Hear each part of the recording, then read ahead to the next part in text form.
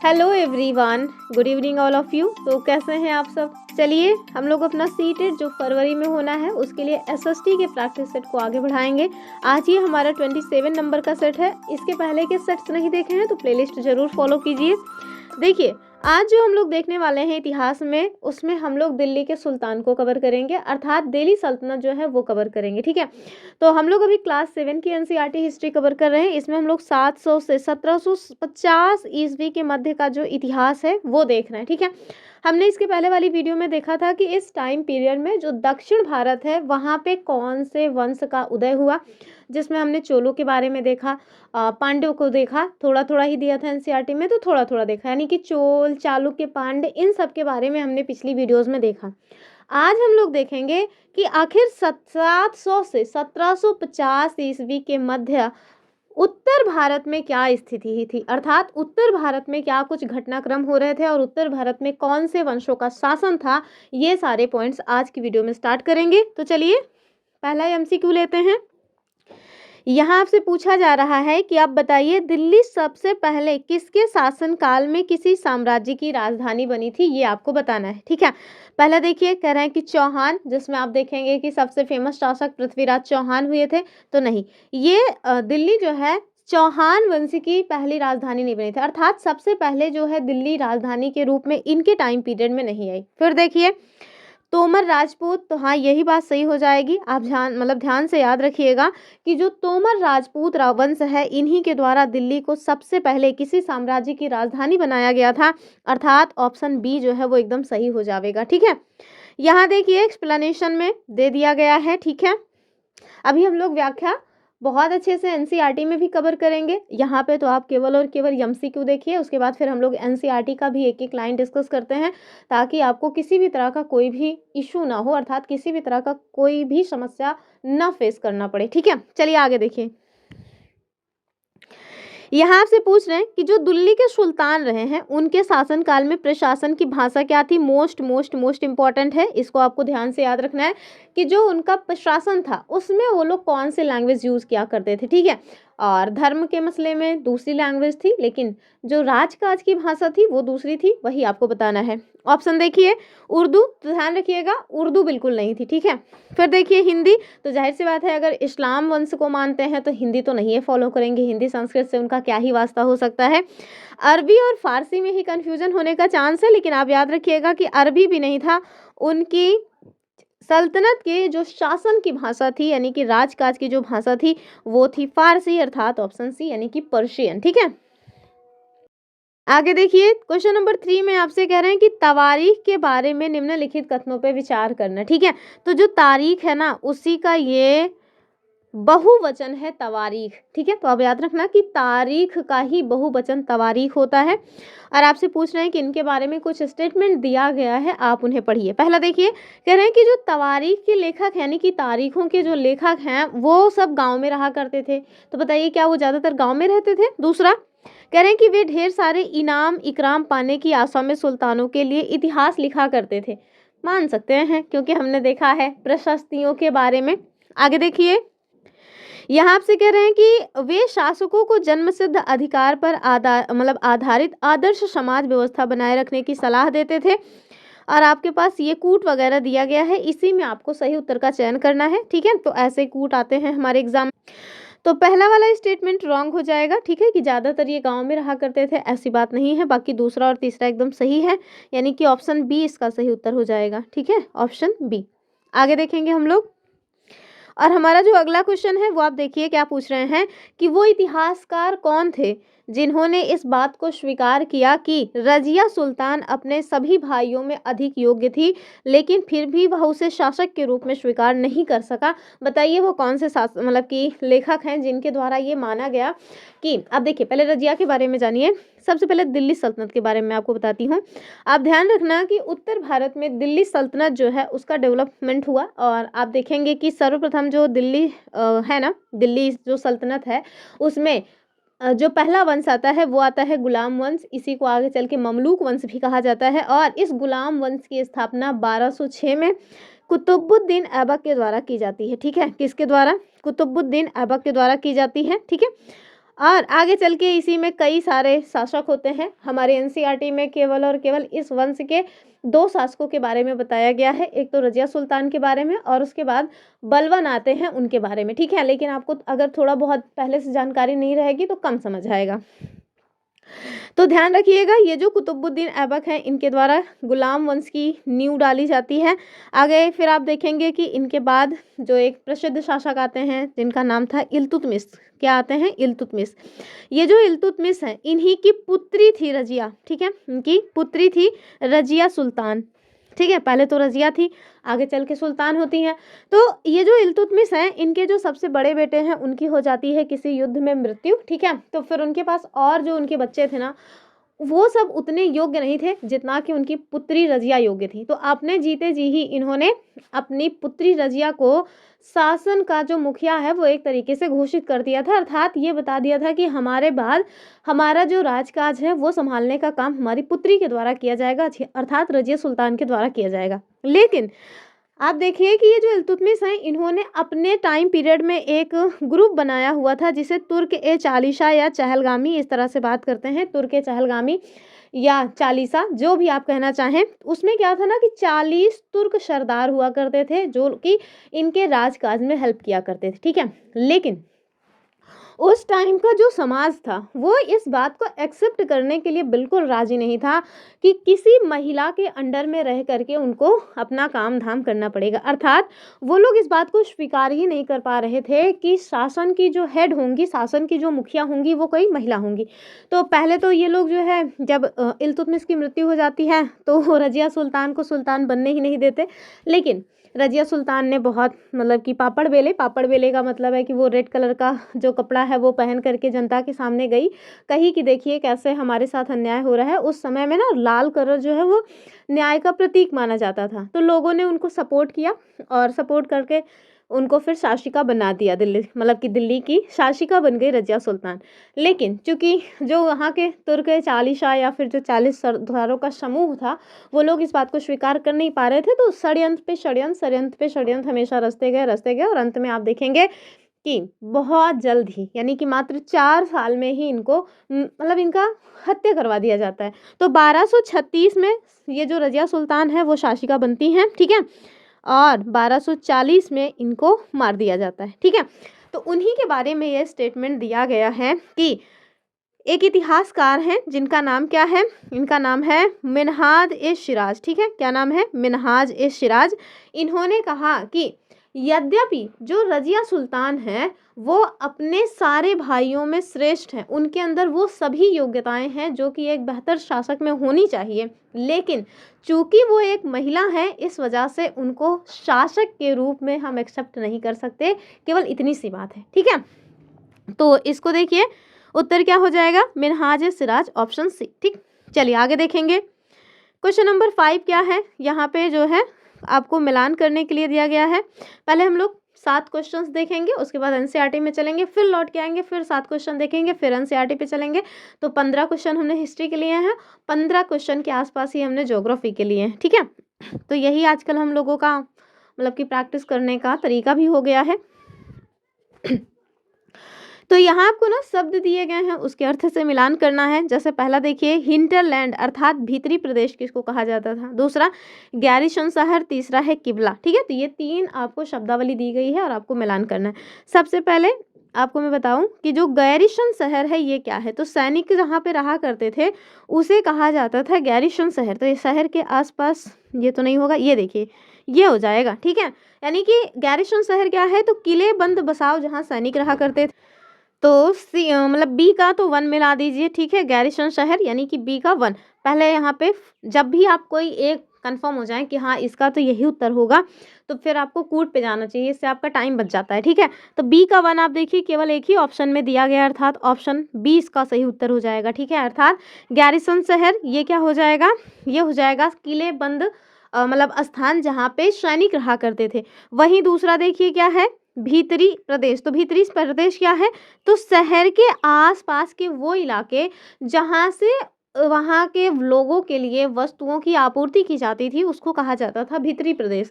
बचा हमारे पास क्या, किबला, और ये क्या है तो मक्का की ओर की जो दिशा है उसको किबला कहा जाता है इस्लाम धर्म में, ठीक है। तो इसका उत्तर हो जाएगा ऑप्शन बी। और ये चीज़ें जो भी मैं आपको बता रही हूँ ये एनसीईआरटी में दिया हुआ है, ठीक है।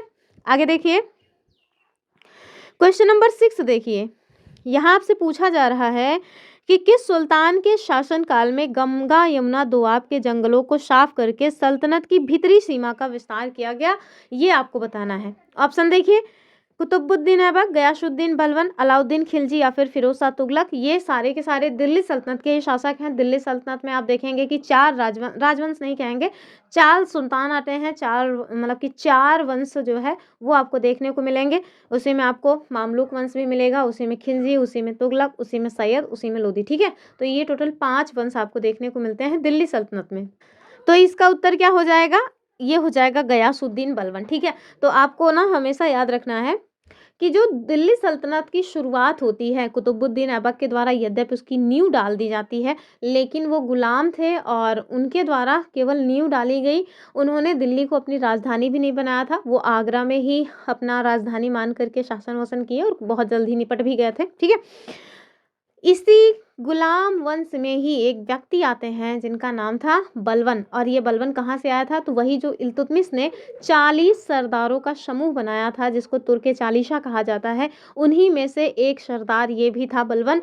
बहुत ही आप देखेंगे कि इसके द्वारा ना बहुत अपने आप को बढ़ा चढ़ा कर के रिप्रेजेंट किया गया, लेकिन एनसीईआरटी में ये सारे पॉइंट्स दिए नहीं हैं, तो इस वजह से मैं नहीं चाहती कि आपके ऊपर एक्स्ट्रा बर्डन हो, ठीक है, क्योंकि अपने आप में ही हिस्ट्री में बहुत सारे पॉइंट्स हैं जो आपको पता होना चाहिए।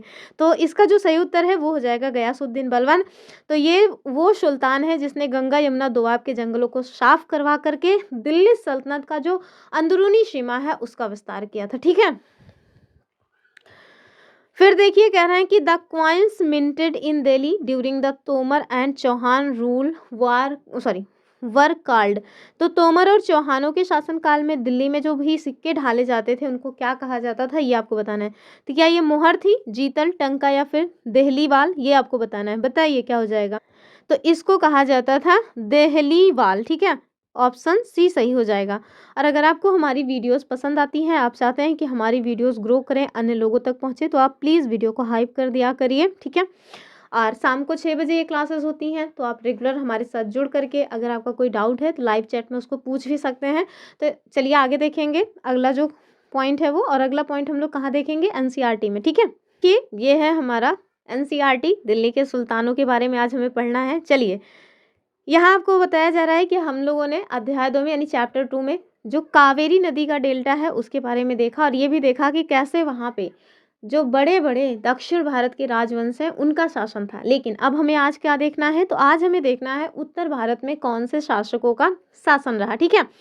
आगे आपको बता रहे हैं कि हमने जब दक्षिण भारत का मतलब कि जिक्र किया हुआ था चैप्टर 2 में, तो हमने देखा कि वहाँ पे दिल्ली जैसे किसी संस्था का नाम नहीं सुनाई दिया, अर्थात दिल्ली का जो नाम है वो हमने नहीं देखा। तो इसके पीछे का जो मेन रीज़न है वो आपको पता होना चाहिए कि उस टाइम पीरियड पे ना दिल्ली को इतनी वैल्यू नहीं दी जाती थी। दिल्ली जो है वो 12वीं शताब्दी में, कब, तो 12th सेंचुरी में एक इम्पॉर्टेंट शहर के रूप में डेवलप हुई, ठीक है। अर्थात इसके पहले हमने जो भी देखा था उस टाइम पीरियड पे दिल्ली का जो नामो निशान है वो आपको देखने को नहीं मिल रहा था, ठीक। आगे देखिए, आगे आपको बता रहे हैं कि एक तालिका दी गई है और ये तालिका यहाँ पे दी गई है, ठीक है। यहाँ ये जो तालिका है इसके बारे में आपको बता रहे हैं कि जो सर्वप्रथम दिल्ली है वो किसकी राजधानी बनी थी। तो आपको याद रखना है कि तोमर वंश के जो मतलब शासक हुए उनके द्वारा दिल्ली को राजधानी बनाई गई, अर्थात सर्वप्रथम जो दिल्ली है वो तोमर वंश के राजधानी के रूप में देखने को मिलती है, ठीक है। आगे देखिए, आगे आपको बताया जा रहा है कि यद्यपि सर्वप्रथम जो दिल्ली है वो तोमर वंश के राजपूत जो हैं उनकी राजधानी बनी।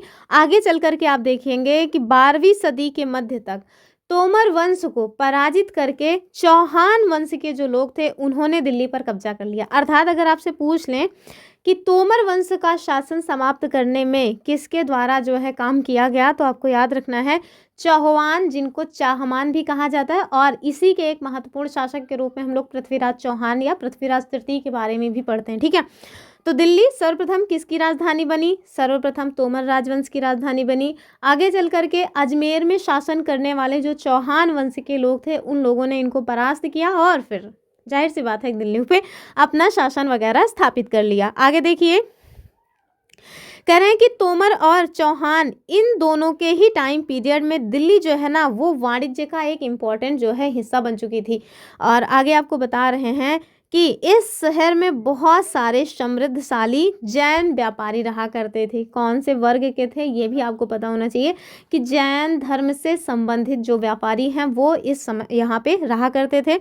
आगे आप देखिए, इनके द्वारा, किनके द्वारा, तो जो जैन व्यापारी हैं इन्होंने कई सारी मंदिरों का निर्माण करवाया। यहाँ देहलीवाल कहे जाने वाले सिक्के भी ढाले जाते थे जो कि काफ़ी प्रचलन में थे, और यही हमने आपसे एमसीक्यू में पूछा हुआ था। ठीक है, तो ऐसे ही एक एक लाइन से एनसीईआरटी से एमसीक्यू पूछा जाता है हमारे सीटेट के एग्ज़ाम में। ठीक है, अगर आप केवल और केवल ये प्रयास कर रहे हैं कि हम किसी एक व्यक्ति के द्वारा कुछ एमसीक्यू सॉल्व कराए जा रहे हैं और उससे आपका सीटेट का एग्ज़ाम निकल जाएगा, तो आप समझ लीजिए कि आप अपने आप के साथ चीट कर रहे हैं। ठीक है, क्यों? क्योंकि एनसीईआरटी जब तक आप डिटेल में नहीं पढ़ेंगे, मैं बता रही हूँ कि आप शायद ही, अब आपकी किस्मत बहुत अच्छी हो, तुक्के पे तुक्का आपका बैठ जाए तो फिर ठीक है भाई, बाकी अगर आपने एनसीईआरटी को डिटेल में नहीं पढ़ा है तो मैं बता रही हूँ कि एग्ज़ाम निकलना मुश्किल है। ठीक है, चलिए आगे।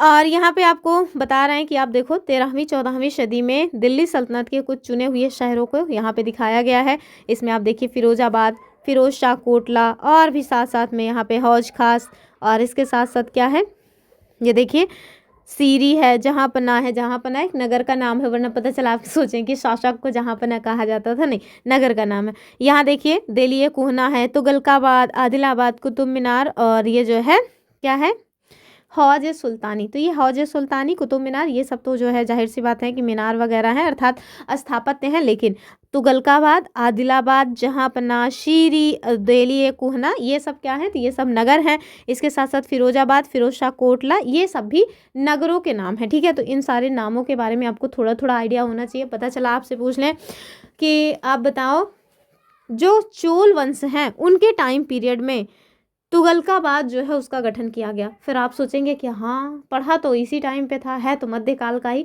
तो मध्यकाल का जरूर है बाबू, लेकिन ये उत्तर भारत का है। और उत्तर भारत में आप देखिए चोल वंश जो है उनका शासन नहीं था। उत्तर भारत में दिल्ली सल्तनत उस समय पे मतलब कि प्रोग्रेस कर रहा था। ठीक है, चलिए आगे देखेंगे।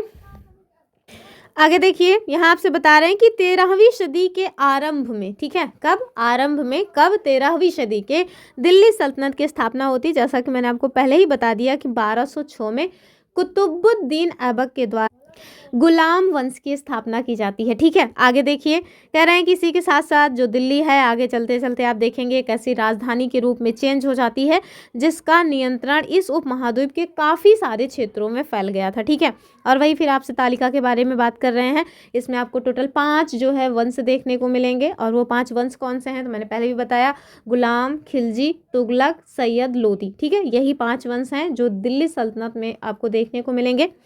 फिर आप देखिए आगे आपसे क्या कह रहे हैं,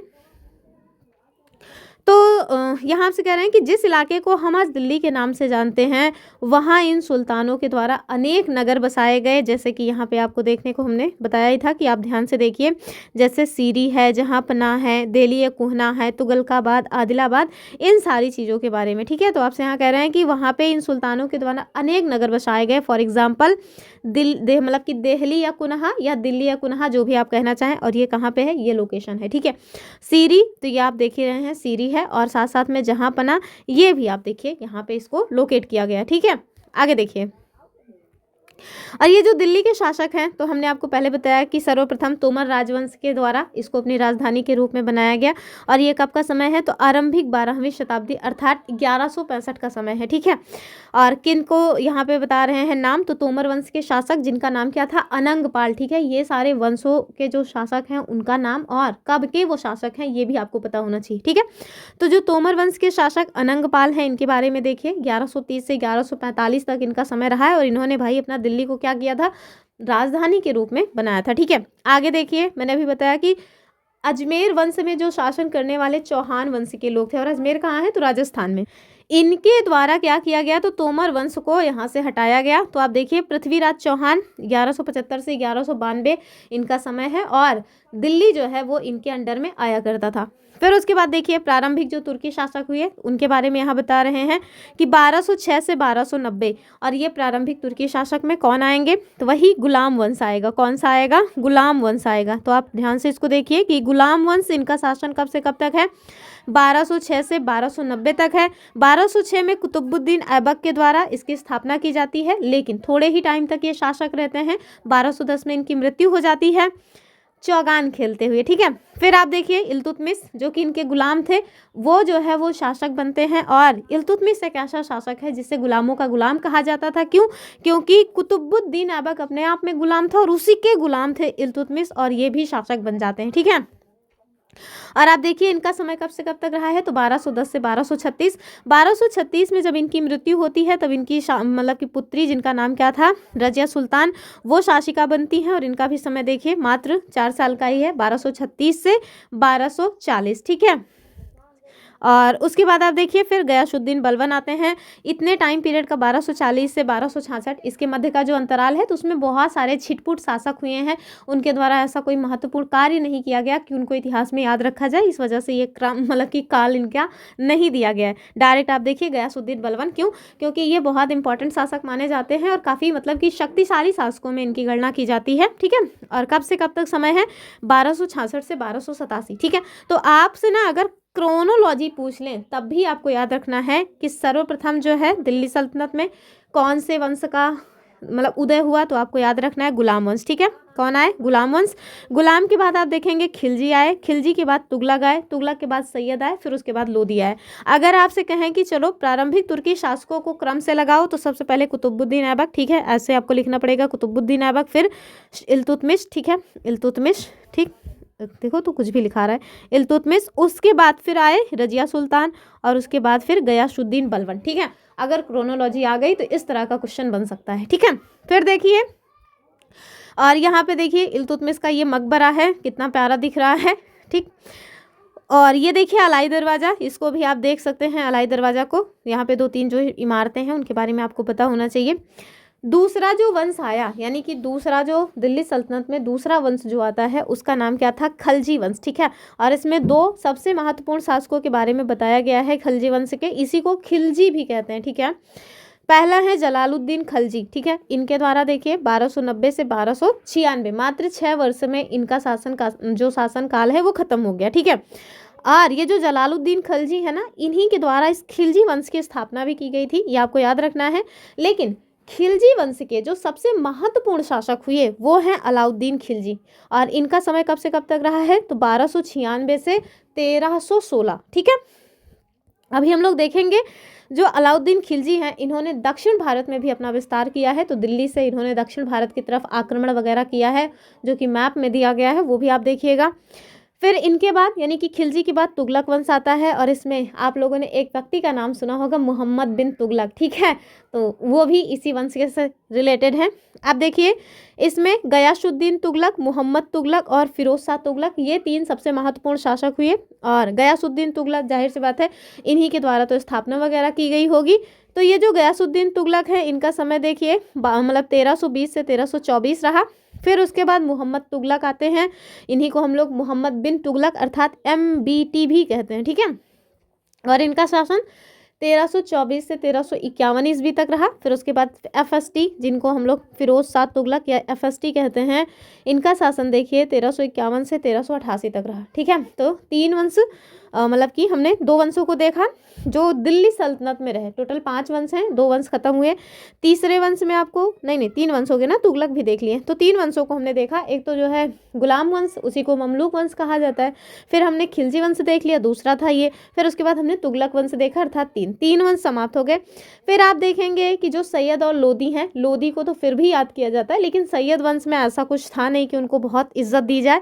तो आप देखिए जो सैयद वंश है उनका समय कब से कब तक है, 1451 तक। और आप देखिए खिज्र खां, इनके द्वारा स्थापना की गई थी। तो संस्थापक हमारे लिए इंपॉर्टेंट होते हैं, केवल इसी को मतलब कि वो लोग स्टेटमेंट में पूछ सकते हैं कि दिल्ली सल्तनत में सैयद वंश की स्थापना क्या बहलोल लोदी ने की थी, नहीं।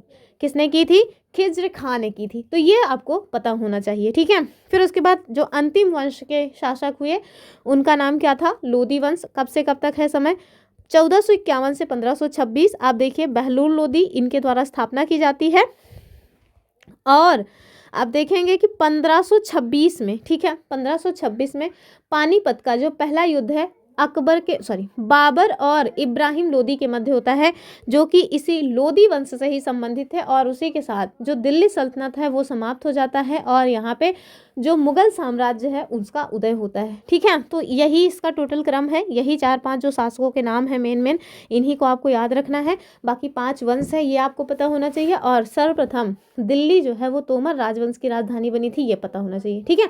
बाकी आप अगर लूसेंट वगैरह पढ़ने जाएंगे तो वहाँ पे बहुत सारा कंटेंट है, वो सब आपको नहीं पढ़ना है। आपको बस वही पढ़ना है जो हमारी एनसीईआरटी में दिया है सीटेट के लिए, ठीक है। चलिए आगे हम लोग देख लेते हैं। यहाँ आपको कुछ पॉइंट्स दिए गए हैं, जैसे सुल्तानों के बारे में आखिर जानकारी कैसे मिलती है, ये आपको पता होना चाहिए। तो कह रहे हैं कि हालांकि सिक्के, अभिलेख और स्थापत्य यानी कि जो भवन निर्माण की कला है, इनके माध्यम से हमें काफ़ी सारी जो जानकारी है वो मिल जाती है। और काफ़ी सारा जो महत्वपूर्ण इतिहास है वो तारीख अर्थात तवारीख, ठीक है। तो एक वचन तारीख है और दो जो बहुवचन है उसी को कहा जाता है तवारीख। ये भी मिले हुए हैं जो कि हमें सुल्तानों के शासनकाल में उनका प्रशासन कैसा था वो बताते हैं। और सबसे बड़ी बात यहीं से हमको ये जानकारी मिलती है कि दिल्ली सल्तनत के जो सुल्तान थे उनके प्रशासन की अर्थात उनके राजकाज की जो भाषा थी वो कौन सी थी? फारसी थी, ठीक है। आपको तुर्की, अरबी इस तरह से देकर के कंफ्यूज किया जा सकता है। तो आप याद रखिएगा कि दिल्ली सल्तनत में जो शासन था उन शासन में उन शासकों के प्रशासन की भाषा क्या थी? फारसी थी, ठीक है। आगे देखिए, यहाँ पे आप देख सकते हैं कैसे जो पांडुलिपि वगैरह है उसको तैयार किया जाता था। देख रहे हैं कितनी मेहनत कर रहे हैं बेचारे। और सबसे बड़ी बात यहाँ पे पूरा का पूरा क्रम दे दिया है कि कैसे ये लोग तैयार किया करते थे पांडुलिपि। देखिए कह रहे हैं कि इसके लिए ना 4 चरण से गुजरना पड़ता था, नहीं कि 4 स्टेजेस थी। पहला क्या था? पहले तो आपको कागज़ को तैयार करना पड़ेगा। तो आप देखिए ये पीस के, ठीक है, कागज़ की लुगदी को फैला रहे हैं, ठीक है। ये सूख जाएगा तो फिर वो लिखने लायक हो जाएगा। तो पहले तो ये प्रोसेस करना पड़ता था। उसके बाद जब कागज़ बन गया तो उस पर जो भी आपको लिखना है वो लिख दिए, ठीक है। तीसरा चरण क्या था कि जो इम्पॉर्टेंट शब्द और अनुच्छेद हैं उनकी ओर ध्यान को आकर्षित करने के लिए सोना जो है उसको पिघला करके डाला जाता था, ठीक है। जैसे हाइलाइटर, आज जो हाइलाइटर हम लोग यूज़ करते हैं उसी तरह से आप समझ लीजिए कि हाईलाइट करने के लिए ये लोग क्या किया करते थे? सोना पिघला करके डालते थे। भाई उस टाइम पे सोने की बहार थी। आज तो देख रहे हैं 1.5 लाख पार जा रहा है। फिर देखिए फिर अंत में जा करके ये जो जिल्द है वो तैयार हुआ करती थी। देखिए ये तैयार हो गई, ठीक है। तो ये 4 स्टेजेस थे। इन चारों स्टेजेस को आपको पता करके रखना है क्योंकि क्रम बन जाता है कभी कभी, ठीक है। तो ये हमने देख लिया। आगे देखिए कह रहे हैं कि जो तवारीख के लेखक रहे हैं यानी कि ये जो तारीख को लिखने वाले व्यक्ति रहे हैं वो कौन है? तो सचिव हुआ करते थे, प्रशासक, कवि और दरबारियों जैसे जो शिक्षित व्यक्ति हैं वो, ठीक है। ऐसा थोड़ी ना है कि शासक तो ज़्यादातर अनपढ़ हुआ करते थे, तो वो बेचारे तवारीख कैसे लिखेंगे? तो इन्हीं के द्वारा लिखा जाता था, ठीक है। कह रहे हैं कि ये लोग घटनाओं का केवल वर्णन ही नहीं करते थे बल्कि शासन प्रशासन संबंधी जो सलाह है वो भी शासक को दिया करते थे, ठीक है। आगे देखिए, यहाँ पे न्याय चक्र से संबंधित कुछ पॉइंट्स लिखा गया है जो कि आप देख सकते हैं किसके द्वारा लिखा गया है। तो 13वीं सदी के इतिहासकार, नाम क्या है उनका? फ़ख्र-ए-मुदव्विर, ठीक है। तो इन्होंने वही सारी बातें लिखी हैं कि कैसे जो है शासन बेहतरीन तरीके से चल सकता है। फॉर एग्जाम्पल कि जो राजा का काम है आप समझिए कि बिना सैनिक के तो हो नहीं सकता, ठीक है। शासक कितना भी मजबूत हो अगर उसके पास सेना नहीं होगी तो कोई बाहर से आक्रांता आके आक्रमण करेगा और पता चला कि कहानी खत्म हो गई, शासक ही निपट गए। क्या? और सैनिक अगर आप रख रहे हो तो जाहिर सी बात है उनको वेतन देना पड़ेगा। बिना वेतन के तो सैनिक रहेंगे नहीं। और वेतन देने के लिए टैक्स वगैरह वसूल करना पड़ेगा। और टैक्स आएगा कहाँ से? जो एग्रीकल्चर कर रहे हैं यानी जो उत्पादक वर्ग है, टैक्स तो उन्हीं से लिया जाएगा ना। तो यही सारी चीज़ें कह रहे हैं कि वो बेचारे टैक्स तभी दे पाएंगे जब खुद प्रसन्न हो, ठीक है। पता चला घर में खाने को नहीं है और कह रहे हो टैक्स, तो वही बात हो गई ना कि घर में नहीं खाने को और अम्मा चली भुनाने को। तो ये तो ऐसा ना होने पावे ना। आगे देखिए, आगे आपसे कह रहे हैं कि भाई जो उत्पादक वर्ग है वो कब खुशहाल होगा? जब शासक जो है वो ईमानदार हो, न्यायप्रिय हो, ठीक है। तो तो इस बात को याद रखिएगा कि जो किसान समूह है, जो उत्पादक वर्ग है, वो तभी संतुष्ट होगा जब सरकार में यानी केंद्र में बैठा हुआ जो व्यक्ति है वो भ्रष्ट ना हो, ईमानदार हो। आगे देखिए, और ये जितना भी हाईलाइट किया हुआ है लास्ट में, जिस दिन ये हमारी क्लास 6 की एनसीईआरटी खत्म होगी, आपको पीडीएफ हमारे द्वारा प्रोवाइड कराई जाएगी हाईलाइट करके। आपको एक बार सबका सब रिवाइज करना है, ठीक है। फिर देखिए कुछ इंपॉर्टेंट पॉइंट्स जो तवारीख के लेखकों के बारे में है वो भी जानिए। सबसे बड़ी बात कि ये लोग ना नगरों में रहा करते थे, और हमने क्वेश्चन में क्या पूछा था कि वो लोग क्या मतलब कि गांव में रहा करते थे? नहीं, ये लोग ज़्यादातर नगरों में रहा करते थे, यानी कि दिल्ली के आसपास, ठीक है। कभी कभी जा करके शायद ही कभी गाँव में रहा करते रहे हों, नहीं तो नगर में ही रहा करते थे, ठीक है। आगे देखिए, वे अक्सर अपने इतिहास जो है वो सुल्तानों के लिए उनसे ढेर सारे इनाम या इकराम पाने की आशा में लिखा करते थे। कुल मिला के आप समझिए प्रशस्ति जैसी बातें, ठीक है। वही जो प्रशस्ति है ना, उसी को आप यहाँ पे तवारीख समझ लीजिए, ठीक है, कि प्रशंसा वगैरह करेंगे शासक की, तो शासक जो हमारी झोली है उसमें सोने चांदी डालेंगे। तो बस इतनी सी बात थी, कुल मिला के लालच था। आगे देखिए, कह रहे हैं कि ये लेखक अक्सर शासकों को जन्मसिद्ध अधिकार और लिंग भेद पर आधारित आदर्श समाज व्यवस्था बनाए रखने की सलाह दिया करते थे, और उनके विचार हैं उनसे हालांकि सारे के सारे लोग सहमत नहीं हुआ करते थे। जाहिर सी बात है, आपका विचार चाहे कितना भी अच्छा हो, चाहे कितना भी बुरा हो, हर वर्ग में कोई ना कोई ऐसा व्यक्ति जरूर होगा जो आपके उस विचार से सहमत नहीं होगा, ठीक है। हालांकि इन लोगों ने तो, तवारीख के जो लेखक हैं, उन लोगों ने तो बहुत ही गंदे टाइप के विचार रखे हुए थे। जैसे यहाँ आपको बता रहे हैं कि आखिर ये जन्मसिद्ध अधिकार क्या होते हैं, ठीक है। कभी कभी आप लोगों ने बोलने में भी वैसे यूज़ किया होगा कि ये तो हमारा जन्मसिद्ध अधिकार है, तो आपको पता होना चाहिए ना कि आखिर ये जन्मसिद्ध अधिकार का मतलब क्या होता है। और अगर अभी तक आपने वीडियो को हाइप नहीं किया तो हाइप कर दीजिए। देखिए क्या कह रहे हैं कि जन्म के आधार पे जो विशेषाधिकार है उसका दावा करना जो है उसी को हम लोग जन्म सिद्ध अधिकार कहते हैं। फॉर एग्जाम्पल, लोग जो है वो ये माना करते थे कि जो कुलीन व्यक्ति हैं, कुछ खास परिवारों में जो लोग जन्म लिया करते थे उन्हीं को कुलीन कहा जाता था, ये भी आपको पता होना चाहिए। कह रहे हैं कि कुछ खास परिवारों में जन्म लेने के कारण शासन करने का अधिकार जो कुलीन है उनको विरासत में मिलता था, ठीक है। तो ये जो राजतंत्र है, राजा का जो तंत्र है, उसमें इसी तरह की व्यवस्था देखने को मिलती है।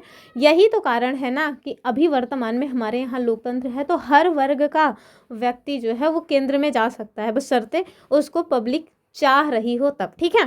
फिर देखिए दूसरा एक पॉइंट दिया हुआ है लिंग भेद। तो हम सभी समझते हैं लिंग भेद का मतलब क्या हुआ, तो मतलब कि कुल मिलाकर के लिंग के आधार पर स्त्री और पुरुष के बीच जो सामाजिक परिवर्तन है, सामाजिक जो अंतर है उसको डिनोट करना, ठीक है।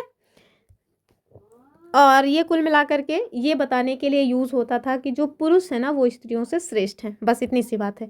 आगे देखिए, यहाँ पे रजिया सुल्तान के बारे में बताया जा रहा है कि 1236 में सुल्तान इल्तुतमिश की बेटी जिनका नाम क्या था, रजिया, वो सिंहासन पे बैठती हैं। कब बैठती हैं, मोस्ट इंपॉर्टेंट है, ठीक है, किसकी बेटी हैं ये भी याद रखना है आपको।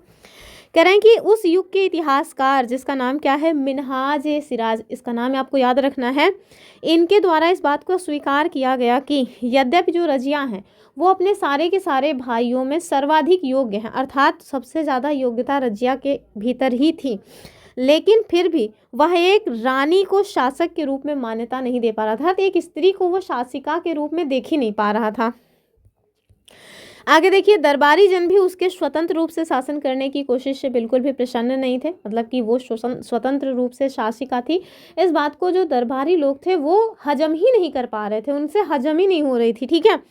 आगे देखिए, 1240 में उसे सिंहासन से हटा दिया गया, ना केवल सिंहासन से हटाया गया बल्कि खत्म कर दिया गया, अर्थात उनकी हत्या करवा दी जाती है। षड्यंत्र पे षड्यंत्र, बेचारी 4 साल जितने भी टाइम पीरियड तक अपने शासन में रही तब तक सिर्फ और सिर्फ षड्यंत्रों का ही शिकार होती रही, ठीक है। तो बहुत मुश्किल है, आज भी आप देखिए शासक वर्ग में महिलाएं जो है उनको लोग नहीं स्वीकार कर पा रहे हैं, ठीक है। आगे देखिए, और मुझे तो लगता है कि मेरी जो वीडियोस है उसको भी ज़्यादातर लोग लाइक वाइक नहीं करते हैं, इसी वजह से कि क्योंकि मैं लड़की हूँ और उनको ये अच्छा नहीं लगता कि मैं लड़की होकर के पढ़ा रही हूँ, इस तरह की बातें, अब जो भी हो राम जाने। आगे देखिए, यहाँ पे ना ये जो मतलब दिखाया हुआ है ये बहुत इंपॉर्टेंट है। आप देखेंगे कि इसमें 3 शासिकाओं के बारे में मतलब की चर्चा की गई है, और तीनों लोगों से ही क्वेश्चन को भर भर के एनसीईआरटी से पूछा जाता है हमारे सीटेट में, ठीक है। देखिए कह रहे हैं कि रजिया के बारे में जो मिनहाज सिराज है उनके विचार, तो एक गंदा सा विचार है उनका, आप यहाँ पे देख लीजिए कि मिनहाज सिराज का ये सोचना था कि ईश्वर ने जो आदर्श समाज व्यवस्था बनाई है, पहली बात तो ईश्वर ने कोई आदर्श समाज व्यवस्था बनाई नहीं थी, इसे तो लोगों के द्वारा ही बनाया गया था। लेकिन आप समझिए कि मिनहाज सिराज क्या कह रहे हैं कि ईश्वर ने जो आदर्श समाज व्यवस्था बनाई है उसके अनुसार स्त्रियों को पुरुषों के अधीन होना चाहिए।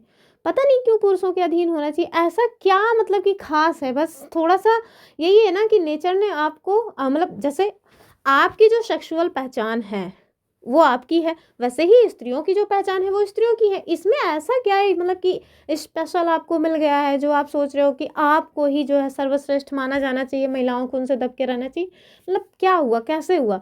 तो भगवान जाने कैसे ये सारी चीज़ें घटनाक्रम में हुई हैं। फिलहाल के लिए आगे देखिए कि कह रहे हैं कि स्त्रियों को ना पुरुषों के अधीन होना चाहिए और रानी का शासन इस व्यवस्था के विरुद्ध जाता है, अर्थात एक महिला शासक के तौर पे शासिका बनी हुई है, ये तो नेचर ने जो कानून बनाया है, नेचर ने जो नियम बनाया है उसी के विरुद्ध चला जाता है। देख रहे हैं कितना भारी भारी शब्द यूज किया जा रहा है। आगे देखिए कह रहे हैं इसलिए वह पूछता है खुदा की रचना के खातों में उसका ब्यौरा चूंकि मर्दों की सूची में नहीं आता, इसलिए इतनी शानदार खूबियों से भी आखिर उसे हासिल क्या हुआ। मतलब वो सोच रहा है, उसके द्वारा ये सवाल किया जा रहा है, चूंकि ये मतलब रजिया के बारे में कह रहा है कि चूंकि भगवान जी ने जो नियम कानून बनाए हैं उस नियम कानून के हिसाब से रजिया पुरुष तो है नहीं, है तो महिला, तो आखिरकार वो शासिका हो भी गई तो उसे क्या हासिल हुआ, क्योंकि अंततः तो उसको मृत्यु ही मिलती है। ठीक है, तो वही सारी चीज़ें हैं, ये डायरेक्ट क्वेश्चन बन जाता है। इस एक व्यक्ति का आपको नाम याद रखना है। ठीक है, कहाँ गया नमवा, मैं सोच रही हूँ बता दूँ आपको, तो ये दिख नहीं रहा, ये है। ठीक है, मिनहाज सिराज। ठीक है, तो ये आप याद रखना कि किसने कहा था कि स्त्रियों को पुरुषों के अधीन रहना चाहिए, तो मिनहाज सिराज ने कहा था। और किसके परिप्रेक्ष्य में कहा है, तो रजिया सुल्तान के। ठीक है, फिर देखिए आगे कह रहे हैं कि रजिया ने अपने अभिलेखों और सिक्कों पर अंकित करवाया कि वो मतलब सुल्तान इल्तुतमिश की बेटी थी, और ये मोस्ट इंपॉर्टेंट है, ये डायरेक्ट स्टेटमेंट में क्वेश्चन बन सकता है, मतलब पहले भी बना हुआ है, हम लोग प्रीवियस ईयर क्वेश्चन सॉल्व कर रहे हैं तो उसमें हमने देखा हुआ है। अगला जो हमारा प्रीवियस ईयर क्वेश्चन आएगा ना वो 2021, अब 2021 में कई सारे सेट्स हैं, तो हम लोग सेट 1 देखेंगे, कल आएगा अर्थात संडे को। ठीक है, तो संडे और मतलब कि वेडनेसडे, इन दोनों दिनों में ही हम लोग प्रीवियस ईयर क्वेश्चन एनालिसिस कर रहे हैं, और एक साथ सारे के सारे क्वेश्चंस हम लोग सॉल्व कर लेते हैं, 2-2.5 घंटे 1.5 घंटे जितने भी टाइम की क्लास होती है, लेकिन सारे 60 के 60 ही MCQ हम लोग डिटेल में व्याख्या के साथ कवर कर लेते हैं। ठीक है, तो कल शाम को 6 बजे जुड़ना मत भूलिएगा अपने इसी चैनल जुनून पढ़ाई का पर ही 2021 के PYP अर्थात प्रीवियस ईयर पेपर के साथ। ठीक है, चलिए आगे देखिए। तो जो रजिया सुल्तान है इनके द्वारा कुछ सिक्के छपवाए गए और कुछ अभिलेख लिखवाए गए, जिसपे उन्होंने लिखवाया कि वो सुल्तान इल्तुतमिश की बेटी थी। आगे देखिए उसी टाइम पीरियड की बात हो रही है कि आधुनिक आंध्र प्रदेश, तो आंध्र प्रदेश कहाँ है, दक्षिण भारत में। ठीक है, रजिया सुल्तान कहाँ की थी, उत्तर भारत में। तो आप ध्यान से देखिए कि इसी टाइम पीरियड में आधुनिक आंध्र प्रदेश में वारंगल क्षेत्र में किसी समय काकतीय वंश का शासन हुआ करता था। ठीक है, फिर कह रहे हैं कि उस वंश की शासिका जिनका नाम क्या था, रानी रुद्रमा देवी। ठीक है, कब से कब तक समय है, तो 1262 से 1289। ठीक है, रजिया सुल्तान का कब से कब तक है, तो 1236 से 1240, लेकिन जो रानी रुद्रमा देवी जी हैं इनका शासन आप देखिए 1262 से 1289 है। कह रहे हैं कि उनका जो व्यवहार है ना वो रजिया सुल्तान के व्यवहार से एकदम अलग था। क्यों? क्योंकि जो रानी रुद्रमा देवी हैं उन्होंने अपने अभिलेखों में अपना नाम पुरुषों के जैसे लिखवा करके अपने पुरुष होने का भ्रम पैदा किया।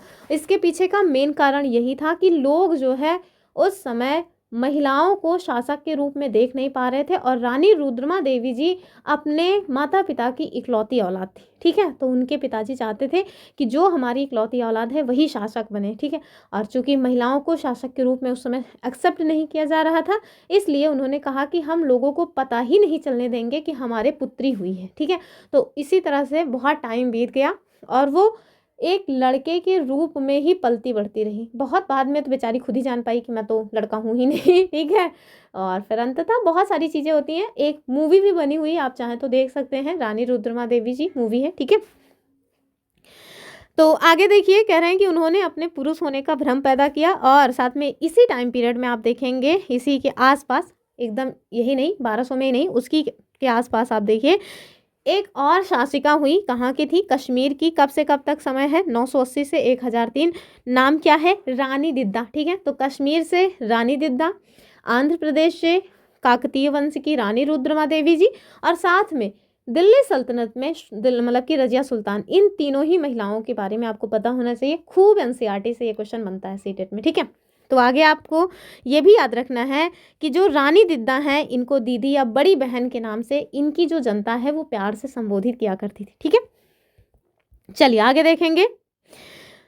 और हमारा जो अगला पॉइंट है वो आपसे क्या बता रहे हैं, यहाँ पे आप देखिए कि जो दिल्ली सल्तनत है उसका विस्तार गैरिसन शहर से साम्राज्य तक, इसको आपको देखना है कि कैसे। गैरिसन शहर क्या है? मैंने बताया कि जो मतलब सैनिक रहा करते थे, सैनिक जो शिविर थे, वहाँ को हम लोग गैरिसन शहर कहा करते थे। और इनका जो साम्राज्य विस्तार है दिल्ली सल्तनत वालों का, ये आपको दिखाया गया। ठीक है, आप देखिए नॉर्थ वेस्ट साइड में, ये देखिए जो हमारी गंगा यदि सॉरी जो सिंधु नदी है, ये देखिए ये सिंधु नदी है। सिंधु की 5 सहायक नदियां हैं, झेलम, चिनाब, रावी, सतलुज, ब्यास। तो इन्हीं के आसपास के कुछ क्षेत्र दिए गए हैं, जैसे आप देखिए काजकोट, और ये काजकोट जाहिर सी बात है अपने भारत देश का नहीं है। वहीं जो मुल्तान है ये भी अपने भारत का नहीं है, ये दोनों पाकिस्तान के हैं। वहीं कुछ और भी हैं, जैसे लाहौर, लाहौर भी पाकिस्तान का है, नंदाना भी पाकिस्तान का ही है। तो इस तरह से आप देखिए जो मतलब कि कुछ इलाके हैं वो दिखाए गए हैं। इधर भारत देश के भीतर आप देखिए बहुत सारे इलाके हैं। ठीक है, जैसे उच्छ देख लीजिए। ठीक है, तबर हिंद है, कुहराम, सुनाम, बरवान, इस तरह की चीज़, और ये दिल्ली, बदायूं, ये सब। ठीक है, ये सब आपको पता होना चाहिए। इधर देखिए लखनौती तक फैला हुआ है। ठीक, तो उत्तर भारत में ही दिख रहा है कि नहीं? ये देखिए गुजरात है, गुजरात के उत्तर में जितने भी क्षेत्र हैं यही तो है उत्तर भारत। तो आप देखिए यही सारा इलाका है जो दिल्ली सल्तनत में मतलब उस टाइम पे था। आगे आप देखेंगे कि दिल्ली सल्तनत का जो विस्तार है ना वो दक्षिण भारत में भी होता है। अभी अलाउद्दीन खिलजी का ही मैप यहाँ पे दिया गया है। अलाउद्दीन खिलजी ने ही दक्षिण भारत के कई इलाकों को जीत लिया था। और ये जो मानचित्र 2 है ना, ये एग्जैक्टली क्या दिखाया जा रहा है? इल्तुतमिश के द्वारा जो जीते गए प्रमुख शहर थे। तो ये सारा का सारा जो इलाका है ये इल्तुतमिश के द्वारा जीता गया था। ठीक है, आगे देखेंगे हम लोग। चलिए आगे आपसे बता रहे हैं कि जो भीतरी प्रदेश है वो क्या होता है, और गैरिसन शहर। तो किलेबंद बसाव जहाँ सैनिक रहते हैं उसे हम लोग गैरिसन शहर कहते हैं। वहीं अगर हम लोग भीतरी प्रदेश की बात करें तो किसको कहा जाता है? तो किसी शहर या बंदरगाह के आसपास के वो इलाके जो उस शहर के लिए वस्तुओं और सेवाओं की पूर्ति किया करते थे, उन्हें हम लोग भीतरी प्रदेश कहा करते थे। ठीक है, चलिए आगे देखेंगे। और यहाँ आपसे कह रहे हैं कि 13वीं शताब्दी में, यानी स्टार्टिंग जो टाइम पीरियड था दिल्ली सल्तनत का, उनके सुल्तानों का जो शासन है वो गैरिसन यानी रक्षक सैनिक की टुकड़ियों के निवास के लिए बने मजबूत जो मतलब कि शहर थे उनसे शायद ही कभी फैला हुआ हो। ठीक है, यानी कि इनसे ज़्यादा ये नहीं फैला, लेकिन शहरों से संबद्ध लेकिन उनसे दूर जो भीतरी प्रदेश है ना, उस पर उनका नियंत्रण ना के बराबर था। अर्थात यहाँ पे तो इनका नियंत्रण बहुत बढ़िया था। ठीक है, ये जो इलाका है, लेकिन जो भीतरी प्रदेश है वहाँ पे इनका जो नियंत्रण है वो बहुत कम था, अर्थात एकदम ना के बराबर था। आगे कह रहे हैं इसीलिए उन्हें आवश्यक रसद सामग्री अर्थात खाने पीने की जो चीज़ें हैं उन सब के लिए व्यापार या फिर टैक्स या फिर लूट मार पर ही निर्भर रहना पड़ता था। ठीक है, तो ये चूंकि भीतरी प्रदेश पे इनका शासन था नहीं, और जब भीतरी प्रदेश वही है जहाँ से खाने पीने की वस्तुएं आएंगी, आवश्यक जो सामग्री है वो आएंगी, तो फिर इन लोगों के पास और कोई ऑप्शन ही नहीं बचता था। या तो ये लूट मार करें, या फिर टैक्स वगैरह बहुत ज़्यादा वसूलें, या कुछ व्यापार वगैरह करें। तो यही सब ये लोग कर भी रहे थे। ठीक है, आगे देखिए।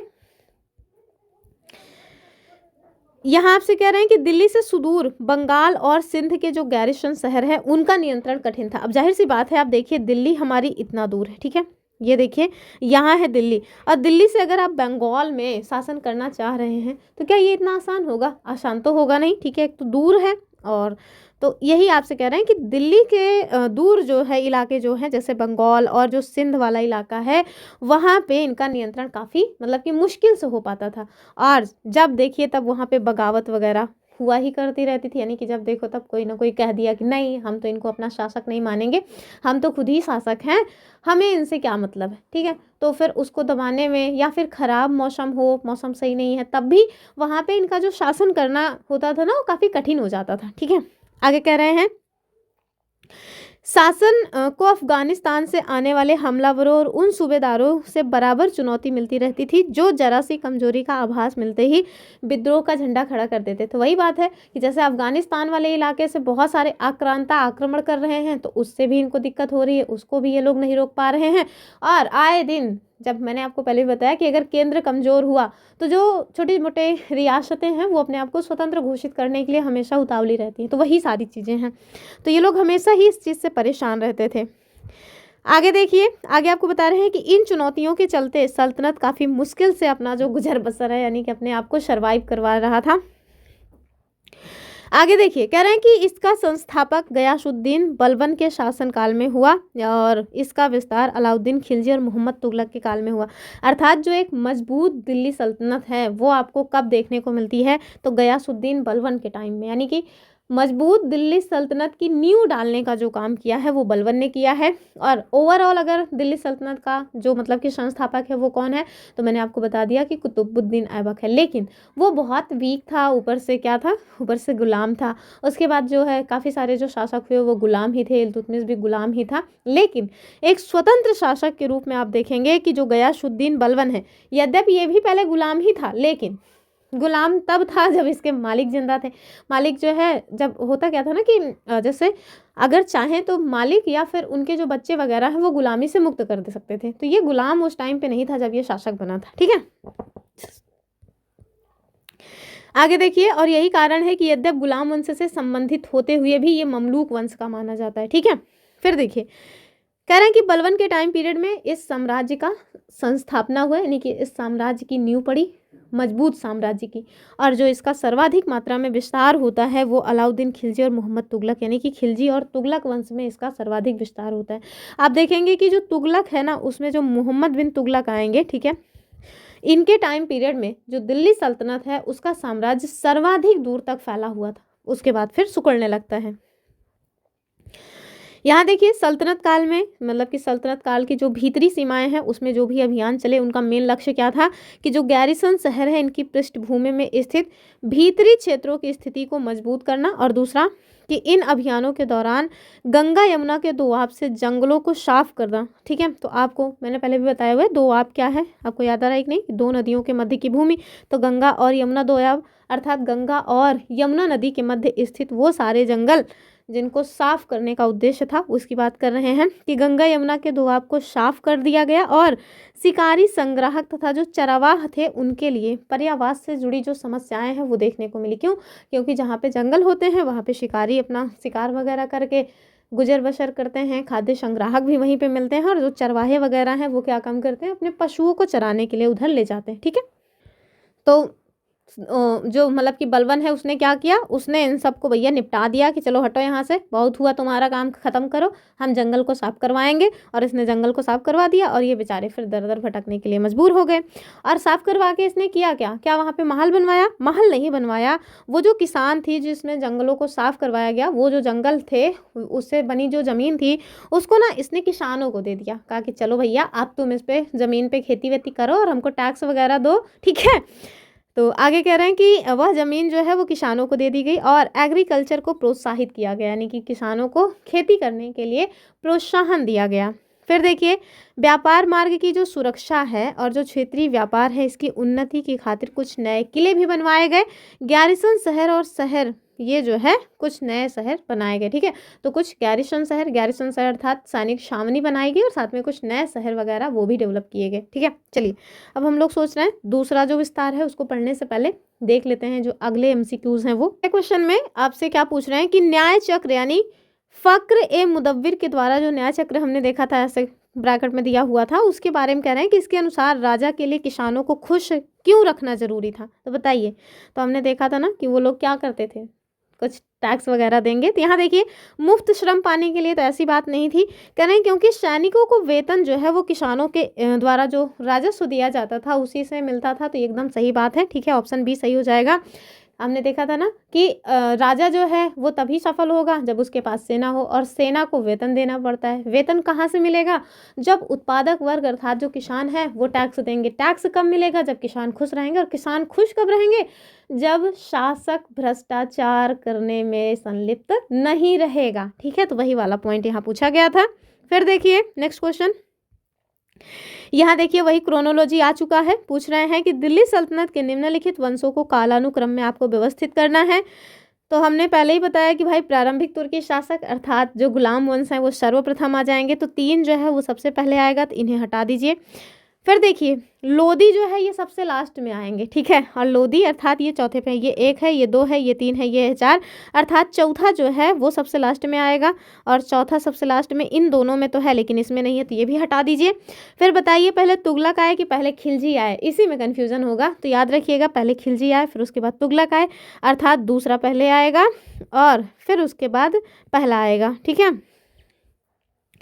तो आपको बताना है कि मतलब सबसे पहले कौन आएगा? तो सबसे पहले तो ये गुलाम वंश आ जाएंगे यानी कि 3, तो ठीक है। फिर उसके बाद कौन आएगा? उसके बाद खिलजी आएंगे यानी कि 3 2, और ये हो गया उत्तर ऑप्शन ए वाला। ठीक है, 3 2 1 4 यानी कि गुलाम वंश, उसके बाद खिलजी वंश, उसके बाद तुगलक, फिर उसके बाद लोदी। ठीक है, बीच में सैयद आते हैं पर उनका कोई वजूद ही नहीं है। यहाँ देखिए सबका टाइम भी दे दिया गया है। ठीक है, गुलाम वंश पहले आया 1206 से 1290 तक, फिर उसके बाद खिलजी आए 1320 तक। ठीक है, और उसके बाद फिर तुगलक आए 1320 से 1414, उसके बाद सैयद, फिर उसके बाद लोदी वंश का समय आपको याद रखना है क्योंकि यही लोदी वंश है जिसके शासक इब्राहिम लोदी को पराजित करके मतलब कि मुगल साम्राज्य की नींव पड़ती है। बहुत इंपॉर्टेंट है मुगल साम्राज्य, उसके स्थापत्य, उसकी कला, हर चीज़ इंपॉर्टेंट है हमारे सीटेट के लिए। ठीक है, नेक्स्ट क्वेश्चन। किसी को शिकायत है कि मेरी स्पीड थोड़ा ज़्यादा है, मैं माफ़ी चाहती हूँ, मेरी बोलने की स्पीड ही ज़्यादा है, मैं उसमें कुछ कर नहीं पा रही हूँ। आप लोगों से रिक्वेस्ट है कि जिनको स्पीड ज़्यादा लगती है वो ना सेटिंग में जा कर के वीडियो की स्पीड थोड़ा स्लो कर लिया करिए। ठीक है, तो आपको समझ आएगा। मैं नहीं कुछ कर सकती ना, अब जिसकी स्पीड ज़्यादा है बोलने की उसको कैसे सुधारा जा सकता है अचानक से। आगे देखिए, और एक बात और भी जानिए, स्पीड ज़्यादा रखने के पीछे का बहुत बड़ा कारण ये भी रहता है कि हमारे पास केवल 1 महीने का समय है। ठीक है, केवल 1 महीने का समय है। उसी 1 महीने में आपको क्लास 6 7 8 तीनों की एनसीईआरटी कवर करनी है, एक एक चैप्टर, जो कि मैंने खुद रिस्पॉन्सिबिलिटी ली हुई है। अगर मैं एक एक पॉइंट को बताती रहूँ, जैसे लाइव क्लासेस में मैंने देखा हुआ है लोग क्या करते हैं कि एक चैप्टर को 3-4 दिन में ख़त्म करते हैं। अगर आप 3-4 दिन में एक चैप्टर को ख़त्म करोगे तो आपको पता चल रहा है कि खबर ही नहीं हो पा रहा है पूरा का पूरा, मतलब सीटेट का एग्ज़ाम हो जाएगा और आपका सिलेबस नहीं ख़त्म होगा। और मैंने रिस्पॉन्सिबिलिटी ली है कि मैं भाई एक अपना अकेले दम पे आपको सीटेट का सारा कंटेंट प्रोवाइड कराऊंगी, और एकदम मतलब समझा के, तो उसके लिए ना स्पीड बढ़ानी पड़ती है। इसी वजह से मेरी क्लासेस भी थोड़ा लंबी हैं, तो वो थोड़ा आपको मैनेज करना पड़ेगा। 1 महीने में आपको 60 नंबर की तैयारी करनी है तो आसान नहीं होता, उसमें स्पीड थोड़ा फास्ट रखनी पड़ती है। ठीक है, अगर आप लोगों ने स्टार्टिंग से कहा होता कि आज से 2-3 महीने पहले से ही कि मैम स्टार्ट कर दो, हम लोगों को स्लो मोशन में ही पढ़ना है, तो हम एक एक पॉइंट को स्लो में मतलब कि समझा के आगे बढ़ते। अभी तो यही करना है ना, कंटेंट है आपके सामने, उसको एक्सप्लेन करते हुए जाओ ताकि आपके सामने कंटेंट रहे, तो आपको हमारी जो बातें हैं वो एग्ज़ाम में क्लिक करें कि नहीं यहाँ पे हमने इस तरह की बातें बताई थी कि यहाँ का क्वेश्चन इस तरह से मतलब कि इस क्रम में पूछा जा सकता है। ठीक है, अब जैसे मैंने आपको बता दिया कि ये जो 5 वंश हैं दिल्ली सल्तनत के, इनकी क्रोनोलॉजी पूछी जाती है, तो जब भी आपसे एग्जाम में वहाँ क्वेश्चन बनेगा क्रोनोलॉजी, वो आपको याद आएगा ना कि हाँ हमने तो कहा था कि क्रोनोलॉजी बनती है, और क्वेश्चन भी सॉल्व कराया है। ठीक है, और याद रखिएगा, भरोसा करके पढ़िए, जो क्वेश्चंस मैं आपको प्रोवाइड करा रही हूँ ना, बेस्ट कंटेंट है वो, इससे बेहतर कंटेंट नहीं मिलेगा। ठीक है, चलिए आगे देखिए। कह रहे हैं कि निम्नलिखित में से किस रानी ने अपने अभिलेखों में खुद को पुरुष के जैसा दिखाया? तो हमने देखा था रजिया सुल्तान नहीं है, दिद्दा नहीं, नूरजहां नहीं है, रानी रुद्रमा देवी जी जो कि काकतीय राजवंश से संबंधित थी, आंध्र प्रदेश से। ठीक है, वारंगल से। फिर देखिए, तो ये वाला हो गया। अगला क्वेश्चन क्या है? कह रहे हैं कि जो बेगमपुरी मस्जिद है इसका निर्माण दिल्ली की किस नई राजधानी की मुख्य मस्जिद के रूप में किया गया था? क्या ये शीरी था, तुगलकाबाद था, जहांपना, या दिल्ली ए कुन्हा? बताइए। तो ये हो जाएगा जहांपना। मैप में हमने इसकी लोकेशन भी आपको दिखा दी है। फिर देखिए, यहाँ आपसे अभिकथन और कारण वाला क्वेश्चन बन रहा है। कह रहे हैं कि जो शुरुआती दिल्ली सुल्तान थे, इनका गैरिसन शहर के भीतरी प्रदेशों में पूरा नियंत्रण था। तो हमने देखा था कि नहीं, इनका यहाँ पे नियंत्रण नहीं था, ठीक है। इसी वजह से तो ये टैक्स या फिर लूटपाट पे ही निर्भर हुआ करते थे। तो पहला तो गलत हो जाएगा। कह रहे हैं वे रसद और सामग्री के लिए व्यापार कर या लूटपाट पर ही निर्भर थे। तो ये बात एकदम सही हो जाएगी, यानी कि A is false and R is true, अर्थात ऑप्शन डी सही होगा, ठीक है, ऑप्शन डी। फिर देखिए अगला जो क्वेश्चन है, कह रहे हैं कि जो कुतुब मीनार है, इसका निर्माण कार्य पूरा किसने किया, ठीक है। तो आप ध्यान रखना कि जो कुतुब मीनार है, इसकी नींव डालने का काम कुतुबुद्दीन ऐबक के द्वारा की गई थी, लेकिन आगे चल के इसको इल्तुतमिश के द्वारा पूरा किया गया था। तो आप देखिए इसका सही उत्तर क्या हो जाएगा कि कुतुबुद्दीन ऐबक, इल्तुतमिश और फिरोज शाह तुगलक, इनके द्वारा मिल करके किया गया। आगे चल के ना दरअसल फिरोज शाह तुगलक क्या काम करते हैं, जो ये इल्तुतमिश हैं, इन्होंने जब मतलब बनवा दिया पूरा, तो आगे चल करके बिजली गिरती है, बिजली गिरने से ना उसकी जो चौथी इमारत है वो ख़राब हो जाती है। तो फिरोज शाह तुगलक उस इमारत की मरम्मत करवाते हैं, फिर कहते हैं चलो अपना भी नाम जोड़ लेते हैं, तो एक आध मतलब कि मंजिला और बनवा देते हैं। तो इस तरह से फिरोज शाह तुगलक का भी नाम इसके साथ जुड़ जाता है। तो उत्तर क्या हो जाएगा, ये हो जाएगा ऑप्शन सी वाला। हालांकि अगर ये ना भी दिया रहे तब भी आप सबसे जो परफेक्ट उत्तर है वो क्या मानेंगे, इल्तुतमिश, ठीक है। अर्थात ये आपको एक ही मतलब कि क्रम में नहीं दिया है, तो आप इल्तुतमिश पे ही जाके टिक करेंगे। क्यों, क्योंकि कुतुब मीनार जो है इसकी नींव कुतुबुद्दीन ऐबक ने रखी, लेकिन इससे पूरा करवाने का काम इल्तुतमिश के द्वारा किया गया था, ठीक है। आगे देखिए अगला जो क्वेश्चन है, कह रहे हैं कि 13वीं शताब्दी में लिंग भेद शब्द का क्या अर्थ था। तो हमने अभी देखा था कि महिला और पुरुष में जो अंतर किया जाता है, यानी कि सामाजिक और जैविक अंतर, जिसका उपयोग यह तर्क देने के लिए किया जाता था कि जो पुरुष है ना वो महिलाओं से श्रेष्ठ है। ऑप्शन बी सही हो जाएगा, ठीक है। लास्ट क्वेश्चन है हिस्ट्री का। कह रहे हैं कि विश्व की सरल स्थली दिल्ली के सुल्तानों द्वारा बसाए गए किस शहर को कहा गया, बताइए क्या हो जाएगा। तो ये हो जाएगा जहांपनाह, यानी ऑप्शन बी वाला, ठीक। आगे देखेंगे एनसीईआरटी देख लेते हैं, उसके बाद ज्योग्राफी आ जाएगा हमारा। तो ये देखिए दूसरा विस्तार जो है वो आप देखेंगे कि जो दिल्ली सल्तनत है उसकी सीमा के बाहर हुआ, अर्थात दक्षिण भारत जो है ना उधर दूसरा विस्तार किया गया। और आप देखिए अलाउद्दीन खिलजी के शासनकाल में दक्षिण भारत को लक्ष्य करके जो अभियान है वो चलाए गए। कह रहे हैं कि ये जो अभियान है वो मोहम्मद बिन तुगलक के समय में अपनी चरम सीमा पे पहुंच गया, ठीक है। यानी कि स्टार्ट करने का जो काम है वो तो एक अर्थात अलाउद्दीन खिलजी ने कर दिया। उसने कहा देखो बेटा, मैं शुरुआत कर दे रहा हूँ, जो आने वाली हमारी पीढ़ी होगी वो अगर उनके अंदर पावर होगी तो जीत लेंगे। तो वही वाली बात है, ठीक है। यानी कि सबसे ज़्यादा जो चरम स्तर पर पहुँच गया ये मोहम्मद बिन तुगलक के समय में पहुँचा, लेकिन शुरू जो है ये अलाउद्दीन खिलजी ने कर दिया था दक्षिण भारत में अभियान, ठीक है।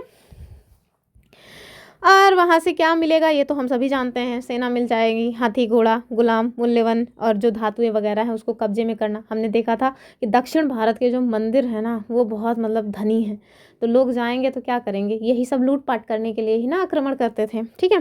बाकी गुलाम वगैरह भी मिल जाते थे, मतलब हर तरह की चीज़ें मिल जाती थी। फिर देखिए कह रहे हैं कि जो दिल्ली सल्तनत की सेना है ना ये शुरुआत में थोड़ा कमज़ोर थी, लेकिन 150 साल के बाद जब मोहम्मद बिन तुगलक का शासनकाल आता है उसमें आप देखें कि इस उप महाद्वीप में एक विशाल क्षेत्र इस के युद्ध अभियान के अंतर्गत आ चुका था। अर्थात 150 साल बाद जब तक मोहम्मद बिन तुगलक का शासनकाल आया उसकी सेना भी मजबूत हो गई और अपनी सेना के दम पे उसने एक विशाल क्षेत्र पर जो है शासन किया या विशाल क्षेत्र को अपने कब्जे में कर लिया, ठीक।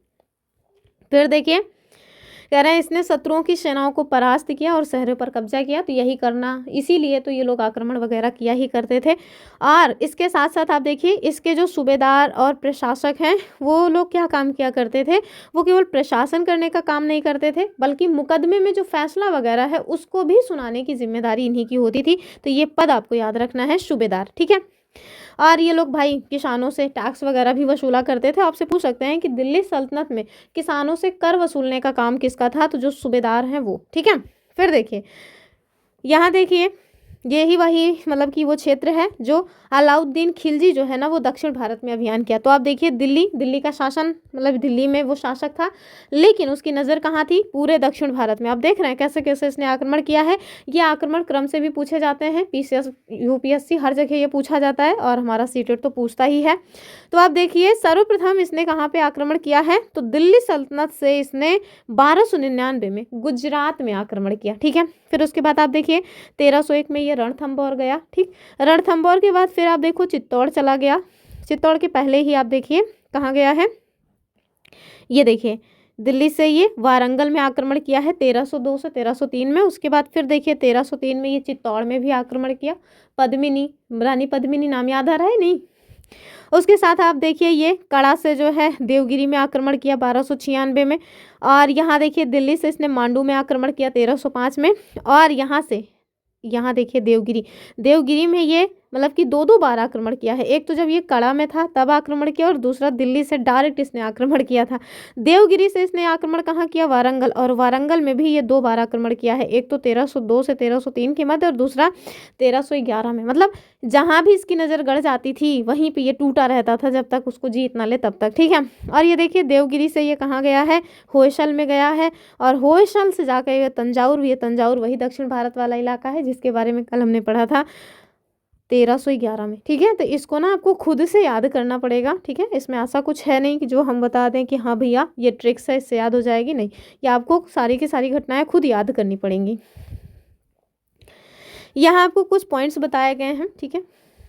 तो देखिए ये आपसे बता रहे हैं कि 12वीं सदी के आखिरी दशक में बनी जो कुव्वतुल उस्लाम मस्जिद है और साथ में उसकी मीनारें, ये जामा मस्जिद जो कि दिल्ली में है उसके सुल्तान के द्वारा बनाए गए सबसे पहले शहर में स्थित थी, ठीक है। तो ये आपको याद रखना है। इतिहास में इस शहर को क्या कहा जाता है, तो दिल्ली ए कुहना या फिर पुराना शहर कहा गया है। और ये जो मस्जिद है इसका मतलब कि इल्तुतमिश और अलाउद्दीन खिलजी ने क्या करवाया, विस्तार करवाया। जो मीनार है 3 सुल्तानों के द्वारा, कौन कौन वो सुल्तान है, तो कुतुबुद्दीन ऐबक, इल्तुतमिश और फिरोज शाह तुगलक, इनके द्वारा बनवाई गई। तो ये दरअसल और किसी की बात नहीं कर रहे हैं, ये वही मीनार की बात की जा रही है जिसका नाम क्या है, कुतुब मीनार, ठीक है। तो याद रखना ये आप, ठीक है। मस्जिद क्या होते हैं तो आपको पता ही होना चाहिए कि ये अरबी लैंग्वेज का शब्द है, ठीक है। शाब्दिक अर्थ क्या होता है, तो ऐसा स्थान जहाँ पे मुसलमान जो है वो आराधना करते हैं, जैसे हिंदू मंदिर में आराधना करते हैं, भगवान की पूजा करते हैं, मतलब कि माथा टेकते हैं, वही काम मस्जिद में मुसलमानों के द्वारा किया जाता है, ठीक है। और जो जामा मस्जिद जिससे मस्जिद जामी भी कहा जाता है, कह रहे हैं कि ये उस मस्जिद को कहा जाता है जहाँ पे अनेक मुसलमान एक साथ आकर के नमाज की रस्म जो है वो अदा करते हैं, ठीक है। और आगे कह रहे हैं कि इसमें जो विद्वान पुरुष होते हैं, जैसे हम लोगों के यहाँ पंडित जी होते हैं, वैसे ही इनके यहाँ इमाम जो है वो क्या काम करवाते हैं, शुक्रवार की नमाज के दौरान खुतबा देते हैं, अर्थात धर्मोपदेश देने का काम करते हैं। और हम लोगों के यहाँ से आप देखिए चूँकि मक्का जो है वो पश्चिम साइड में पड़ता है, इसी वजह से जो नमाज अदा की जाती है पश्चिम साइड में मुँह करके की जाती है। क्यों, क्योंकि अरब अर्थात मक्का में ही जो इस्लाम धर्म है वो फला फूला, वहीं से उसका उद्भव जो है वो माना जाता है, ठीक है। फिर आप देखिए यहाँ पे आपसे कह रहे हैं कि जो बेगमपुरी मस्जिद है ये मोहम्मद तुगलक के राज्यकाल में दिल्ली में उसकी नई राजधानी, और उसने नई राजधानी कौन सी बनाई थी, जहांपना, जिसको विश्व की सरल स्थली कहा जाता है, उसकी ये तस्वीर है, ठीक है। चलिए, और जहांपना कहाँ है वो मैंने आपको चित्र में दिखाया ही था। तो ये हुआ। आगे जो कुछ मतलब पॉइंट्स बचे हुए हैं उसको अगली वीडियो में देखेंगे, वरना अभी ही आप देखेंगे तो 1 आध घंटे की वीडियो हो गई होगी, क्योंकि एनसीईआरटी एक्सप्लेन करना अपने आप में एक टफ काम होता है। इसी वजह से ये बेड़ा कोई जो है उठाने के लिए तैयार नहीं होता है हमारे यूट्यूब पे, क्योंकि बोरियत हो जाती है। अब बच्चे इसको देखते नहीं है, वॉच टाइम आएगा नहीं, तो लोग सोचते हैं कि एमसीक्यू करा के आगे बढ़ो। चलिए आगे देखेंगे। अगला जो सेक्शन है वो भूगोल का आ रहा है। रेगिस्तान में कैसे जीवन होता है ये आपसे पूछा जा रहा है। इसमें हम लोग एनसीईआरटी नहीं कवर करेंगे क्योंकि बहुत ज़्यादा टाइम हो गया है, और देख लेते हैं, प्रयास करते हैं, अगर हो जाएगा तो हो जाएगा, नहीं तो फिर एनसीईआरटी को छोड़ करके बस क्वेश्चंस देख लेते हैं, प्रयास करते हैं क्या होगा। तो रेगिस्तान में जीवन कैसा होता है, पहले तो आपको ये पता होना चाहिए कि जो रेगिस्तान है वो 2 तरह के होते हैं। क्योंकि हम लोगों के मन में क्या आता है कि जो रेगिस्तान है जहाँ पे धूल भरी आंधियाँ चलती रहती हैं, बारिश नहीं होती है, एकदम सूखा मौसम रहता है, बहुत गर्मी होती है, उसे ही रेगिस्तान कहा जाता है। लेकिन ऐसा नहीं है। आप देखिए 2 तरह के रेगिस्तान होते हैं, एक तो ठंडा एक तो गर्म, ठीक है। तो जो गर्म वाला है वहाँ तो बहुत गर्मी होगी, लेकिन जो ठंडा रेगिस्तान होता है वहाँ पे गर्मी नहीं, वहाँ पे बहुत ठंडी होती है, बर्फ़ जमी रहती है। असली जो बात है, हम लोग कैसे जानेंगे कि कोई इलाका रेगिस्तान है, तो भाई वहाँ बारिश नहीं होगी, और दूसरा काम क्या नहीं होगा, जो जैव विविधता है वो नहीं होगी, ठीक है। तो चलिए फटाफट देखते हैं पहला क्वेश्चन। कह रहे हैं कि गर्म रेगिस्तान सहारा जो कि विश्व का सबसे बड़ा रेगिस्तान है वो कितने वर्ग किलोमीटर क्षेत्र में फैला है, ये आपको बताना है। तो याद रखिए 8.54 लाख वर्ग किलोमीटर, और कहाँ पे है? अफ्रीका महाद्वीप के उत्तरी इलाके में है। ठीक है, आगे देखिए। तो यहाँ पे आपको बताया गया कि जो सहारा रेगिस्तान है वो लगभग 8.54 लाख वर्ग किलोमीटर क्षेत्र में फैला है, और भारत का जो हमारा क्षेत्रफल है उससे यहाँ पे आप तुलना कर सकते हैं, क्योंकि हमारे यहाँ का जो क्षेत्रफल है, हमारे पूरे भारत देश का जो क्षेत्रफल है वो 32.8 लाख वर्ग किलोमीटर में फैला है। ठीक है, आगे देखिए। कह रहे हैं कि निम्नलिखित में से कौन सा देश सहारा रेगिस्तान से घिरा नहीं है? तो आप देखिएगा 11 देश हैं जो सहारा रेगिस्तान में हैं। ठीक है, तो ये डायरेक्ट क्वेश्चन बन सकता है, आपको 11 के 11 देशों का नाम पता होना चाहिए। तो देखिए, अल्जीरिया, मिस्र, नाइजीरिया और सूडान, इसी में आपको बताना है। ठीक है, बताइए कौन सा होगा जो सहारा रेगिस्तान से नहीं घिरा? तो उत्तर हो जाएगा अपना नाइजीरिया, यानी ऑप्शन सी वाला। ठीक है, तो जो नाइजीरिया है वो नहीं है, जबकि 11 देश जो कि सहारा रेगिस्तान से घिरे हैं वो कौन कौन से हैं? पहला देखिए, अल्जीरिया है, चाड है, मिस्र है, लीबिया है, माली है, Mauritania, Morocco, niger, Sudan, Tunisia, पश्चिमी सहारा। ठीक है, जबकि इसमें नाइजीरिया आपको देखने को नहीं मिलेगा। ठीक है, नाइजर है, ध्यान रखिएगा, नाइजर और नाइजीरिया ये दोनों अलग अलग कंट्री है, वरना आप कंफ्यूज हो जाएं कि नाइजर तो है, तो नाइजर और नाइजीरिया अलग अलग देश हैं। ठीक है, फिर देखिए, कह रहे हैं 1922 में सहारा के किस स्थान पर सर्वाधिक टेम्परेचर 57.7 डिग्री सेल्सियस रिकॉर्ड किया गया था? तो ये आपको पता होना चाहिए, जो अल अजीजिया है। ठीक है, ऑप्शन बी वाला ये सही हो जाएगा। ठीक है, एनसीईआरटी कल ही देख लेंगे, क्योंकि 1 घंटे की क्लास अभी हो चुकी है और आज मुझे थोड़ा काम भी है। तो सहारा के जो अल अजीजिया क्षेत्र है जो कि कहाँ कहाँ फैला है? तो देखिए, त्रिपोली, लीबिया इसके दक्षिण में है, और 1922 में यहाँ पे 57.7 डिग्री सेल्सियस जो टेम्परेचर है वो रिकॉर्ड किया गया था। ठीक है, अगला क्वेश्चन देखिए, मोरक्को जो है, तो ये मोरक्को वही क्षेत्र है जहाँ से इब्न बतूता हम लोगों के यहाँ आया था।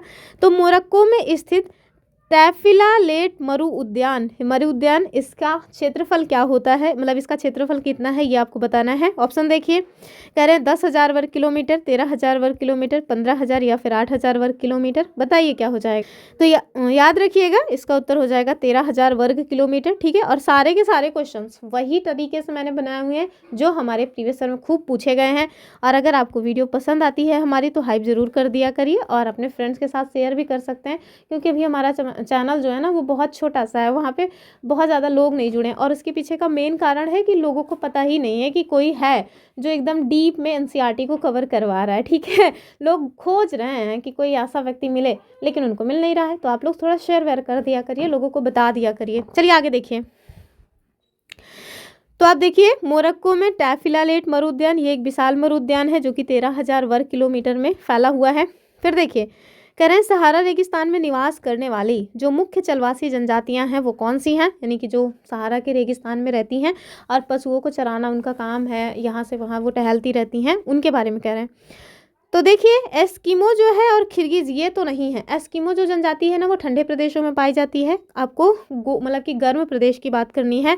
मसाई और हौशा, गोंड और भील, तो ये गोंड और भील ये तो अपने भारत की है। तो याद रखिएगा, इसका उत्तर हो जाएगा बेदुइन और तुआरेग। ठीक है, तो जो सहारा के रेगिस्तान में पाई जाने वाली जनजातियां हैं वो हैं बेदुइन और तुआरेग। फिर देखिए, ये जो है सहारा रेगिस्तान में बेदुइन और तुआरेग जैसी जो चलवासी जनजातियां हैं वो रहती हैं। बकरी, भेड़, ऊंट और घोड़े इस तरह का पशु जो है उसको पालन करती हैं। फिर देखिए, असरसन रीजन का क्वेश्चन आ गया है आपके समक्ष। कह रहे हैं कि आज का सहारा रेगिस्तान एक समय में पूर्णतः हरा भरा मैदान था। एकदम सही बात है, ये क्वेश्चन तो ऑलरेडी पूछा भी गया है हमारे मतलब कि सीटेट में। दूसरा कारण है कि सहारा की गुफाओं से जो प्राप्त चित्र है उसमें नदियाँ, मगर, हाथी और शेर दिखाए गए हैं। तो बताइए क्या इसका जो सही उत्तर है वो क्या हो जाएगा? ठीक है, तो हाँ बात सही है। देखिए, हमें कैसे आज पता चल रहा है कि जो आज वर्तमान का सहारा का रेगिस्तान है वो पहले हरा भरा मैदान हुआ करता था, क्योंकि वहाँ पे ना जो गुफा मिली हुई है वहाँ पे नदी बनी है, मगरमच्छ है, हाथी हैं और शेर हैं और नदियाँ हैं। तो इसका मतलब है कि वो मतलब रेगिस्तान तो नहीं था। क्यों? क्योंकि नदियाँ थी तो वहाँ का जो ज़मीन है वो उपजाऊ रहा होगा, इस तरह से एकदम वीरान तो रहा नहीं होगा। तो इसी वजह से माना जा रहा है कि भले ही आज वो वीरान हो गया है, आज वो एकदम मतलब कि रे हो गया है, लेकिन पहले वहाँ पे उपजाऊ ज़मीन हुआ करती रही होगी, हरे भरे घास के मैदान रहा करते होंगे, और वो भी जलवायु परिवर्तन की वजह से आज इस स्थिति में पहुंचा है। बाकी ठीक था। ठीक है, तो इसका उत्तर हो जाएगा ऑप्शन ए वाला। और ये देखिए, जलवायु परिवर्तन ने इसको क्या बना दिया है? शुष्क बना दिया है। अगला देखिए जो क्वेश्चन है वो ठंडा रेगिस्तान, जो कि हमारा आपका प्यारा लद्दाख है, वहाँ से पूछा जा रहा है कि लद्दाख पर्वत श्रृंखला के उत्तर और दक्षिण में क्रमशः कौन सी पर्वत श्रेणियाँ हैं। आपको ना कुछ पर्वत श्रेणियों के नाम बता रहे हैं, जैसे क्रम से याद रखिएगा, ठीक है। और वो कौन सी है, ये है काराकोरम, ठीक है, और ये है काराकोरम के बाद ये है लद्दाख, ये है जस्कर और ये पीर पंजाल, ठीक है। ये पीर पंजाल, ये सभी हिमालय से संबंधित हैं, एकदम क्रम से याद रखिएगा। आपसे कह रहे हैं कि आप बताओ कि लद्दाख जो है उसके दक्षिण में और उत्तर में, तो उत्तर में आप देखिए काराकोरम है, चूंकि बीच में लद्दाख है, और नीचे क्या है, जस्कर। तो ये कैसे होगा, ये 3 श्रेणियाँ, ये हो जाएगी काराकोरम, ठीक है, और ये है लद्दाख और ये है जस्कर, ठीक, जस्कर और काराकोरम और जस्कर, उत्तर भी हो जाएगा इसका, ठीक है। और ये कहाँ पे है, अपने हिमालय में है, ठीक है, जो कि हमने पहले भी देखा हुआ है। फिर देखिए लद्दाख को खा पा चान भी कहा जाता है, इसका अर्थ आपको बताना है क्या हो जाएगा। तो बताइए क्या ये दर्रों की भूमि हो जाएगी, तो सॉरी ये दर नहीं है, दरअसल दर्रा है, ठीक है, तो दर्रों की भूमि, तो दर्रों की भूमि की वजह से तो नहीं कहेंगे, फिर क्या कहेंगे फिर भाई, ये यहाँ पे ना बहुत बर्फ़ जमी रहती है, ठीक है। यहाँ का जो टेम्परेचर है आप देखेंगे कि माइनस में जो है चला जाता है, तो और नॉर्मल गर्मियों में 100 डिग्री, मतलब कि वो मतलब 0 डिग्री सेल्सियस तो गर्मियों में यहाँ का टेम्परेचर रह जाता है। तो इस वजह से आप देखिए यहाँ पे बर्फ़ जमी रहती है, होगा क्या, हिम भूमि, अर्थात हिम मतलब होता है बर्फ़, भूमि अर्थात भूमि। तो जो खा पा चान है इसका मतलब हो जाएगा स्नो लैंड अर्थात हिम भूमि, ठीक है। आगे देखिए क्वेश्चन नंबर 9 में क्या है कि पृथ्वी के सबसे ठंडे स्थानों में से एक जो द्रास है ये कहाँ स्थित है। अभी तो इसको जो है मतलब वहाँ का जिला भी घोषित कर दिया गया है, तो जाहिर सी बात है लद्दाख हो जाएगा। हम लोग लद्दाख के बारे में पढ़ रहे हैं। हमारे भारत देश में ये ठंडा मरुस्थल है, ठीक है। हमारे यहाँ गर्म और ठंडे दोनों मरुस्थल हैं। गर्म मरुस्थल में आपको अपना जो थार का रेगिस्तान है वो देखने को मिलेगा, और ठंडा मरुस्थल जो है वो लद्दाख है। फिर देखिए कह रहे हैं कि क्रिकेट का जो सबसे अच्छी क्वालिटी का बल्ला बनता है वो किस पेड़ की लकड़ी से बनाया जाता है, जो कि लद्दाख में मिल जाएगा आपको। तो आपको बताना है क्या हो जाएगा, ये हो जाएगा विलो अर्थात सरपत, यानी कि ऑप्शन बी वाला, ठीक है। हम लोगों के यहाँ तो जो सरपत पाया जाता है वो तो घास होती है, उससे तो नहीं बनता होगा क्योंकि उस घास से तो बन नहीं सकता। तो क्रिकेट का जो सबसे अच्छा बल्ला है सरपत, वो विलो उसी को कहा जाता है, इसकी लकड़ी से बनाया जाता है। और लद्दाख की घाटियों में जो विलो है और पॉपुलर, इसके वन देखे जा सकते हैं। पॉपुलर जानते हैं, ये भी ना मतलब कि पेड़ होता है। आपने माचिस देखी होगी, जो घर में माचिस आती है उसमें जो तीली बनती है, ठीक है, वो तीली इसी पॉपुलर की लकड़ी से बनती है। और ये एक तरीके का ना आक्रामक प्रजाति टाइप का मान लिया जाता है, अपने मतलब कि भारत देश का नहीं है, विदेशी मूल का है। लोग इसको बेचने के लिए उगाते हैं, हमारे पापा भी उगाए हुए थे, तो इसी वजह से मैंने इसको देखा हुआ है। और एकदम लंबा सा सुर्रा सा चला जाता है, ठीक है, छाया वगैरह उतनी खास नहीं होती है। फिर देखिए कह रहे हैं कि चीरू या तिब्बती एंटीलोप का शिकार किसके लिए किया जाता है। तो आप देखेंगे कि लद्दाख में जो चीरू है, या इसी को मतलब कि तिब्बती एंटीलोप भी कहा जाता है क्योंकि तिब्बत में भी पाया जाता है, इसका जो मतलब कि शिकार लोग करते हैं ये सहतूत ऊन के लिए करते हैं। तो ऊन की एक वैरायटी होती है सहतूत ऊन, ठीक है, उसी के लिए जो है जो ये बेचारे अनमोल जानवर हैं इनको मार दिया जाता है, ठीक है। और वहाँ पे आप देखेंगे जो लद्दाख वाला इलाका है वहाँ पे ना केवल चीरू बल्कि और भी, जैसे भीड़ मतलब कि बकरी है, एक आपने बकरी का नाम सुना होगा, चांगथांग के द्वारा जो है, चांगथांग वहाँ की जो जनजातियाँ हैं उनके द्वारा उसको पाला जाता है। ईवीएस में भी हम लोग इसको पढ़ते हैं। और अभी मुझे ना नंबर याद नहीं आ रहा है, कौन सी बकरी है वो, मेरी आना तो नहीं होगी, अभी मेरे माइंड से स्किप कर गया है। आप लोगों ने पढ़ा जरूर होगा कि लद्दाख में जो है चांगथांग, उससे चांगथांग मुझे भुला गया है, आप ज़रूर बताइएगा, ठीक है। वहाँ पे एक बकरी पाली जाती है जिसका जो है मतलब कि जिसके बाल से ऊन बनता है, और उस ऊन से ना एक शॉल बनाई जाती है जो कि बहुत महंगी शॉल बनती है। ईवीएस में है, मैंने पढ़ा है, मुझे हमेशा याद रहती है, अभी पता नहीं कैसे स्किप कर गया। चलिए आप लोग बताइएगा, ठीक है। और तब तक मुझे याद आ जाएगा तो लाइव चैट में भी मैं बता दूँगी तो आप लोग वहाँ से देख लीजिएगा।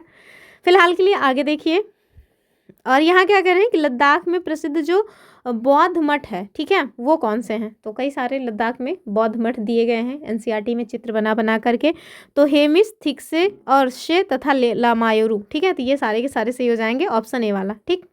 तो कल जो है हम लोग इसका जो पेज है मतलब एनसीईआरटी का एक एक पॉइंट उसको देखेंगे। तो आज केवल एमसीक्यू कर ले रहे हैं, और थोड़ा आज मुझे काम है इस वजह से।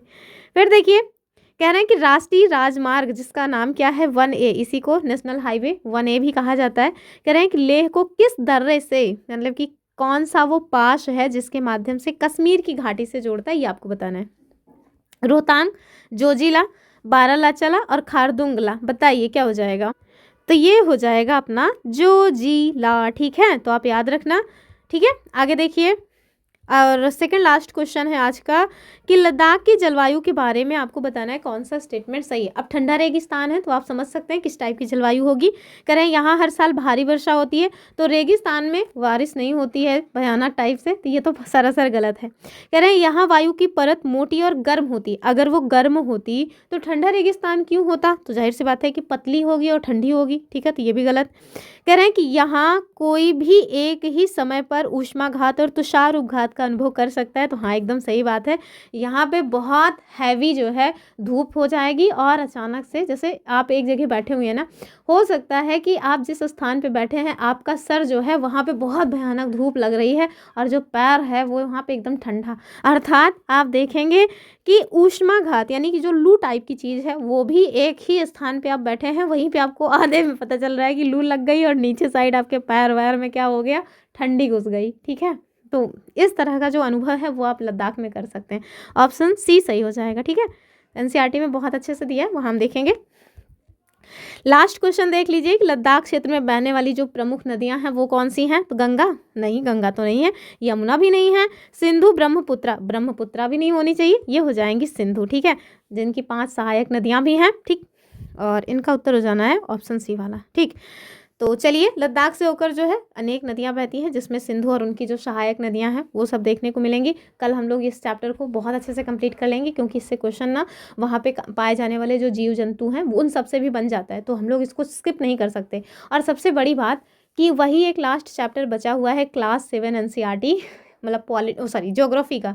उसी के साथ साथ हमने 6th क्लास की ज्योग्राफी समाप्त कर ली और 7th क्लास की भी ज्योग्राफी समाप्त कर ली। बहुत जल्दी पॉलिटी भी ऐसे ही निपट जाएगा, तो हम लोग केवल और केवल एमसीक्यू प्रैक्टिस करेंगे, खटाखट केवल एमसीक्यू। ठीक है, तो वो फिर मतलब बहुत अच्छा रह जाएगा। केवल इतिहास बचेगा, इतिहास भी कवर करते चलेंगे और जो अन्य सब्जेक्ट है उसके एमसीक्यू करते चलेंगे, तो फिर बहुत मतलब फास्ट वे में हम लोग आ जाएंगे। बहुत हमारा जो पढ़ाने का तरीका है वो और स्पीड में हो जाएगा कि ज़्यादा से ज़्यादा एमसीक्यू आपको सॉल्व करवा सकें और सारे एनसीईआरटी सही रहेंगे। तो लगातार जुड़े रहिए विश्वास के साथ कि हाँ, जहाँ आप पढ़ रहे हैं वहाँ बहुत ईमानदारी के साथ वही कंटेंट बताया जा रहा है जो आपको एग्ज़ाम में आना है। तो फिर मिलेंगे, आज के लिए इतना ही रखते हैं। अगली वीडियो में मिलेंगे आपसे नेक्स्ट दिन, जो कि आने वाला है हमारा 2021 का PYP अर्थात प्रीवियस ईयर पेपर। चलिए फिर मिलते हैं, तब तक के लिए नमस्कार एंड जय हिंद।